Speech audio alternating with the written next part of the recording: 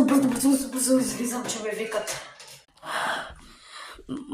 Мамо, виж, синът е известен. Много известен. Той е откраднал колата на Пандора. Мама, виж, синът е известен. Дават го все винаги в интернет. Как открадва колата на Пандора? Даже на едни от клипчетата има 20 милиона гледания. Толкова известен. Все винаги от клипчетата вънка викат: Гадина, излезни!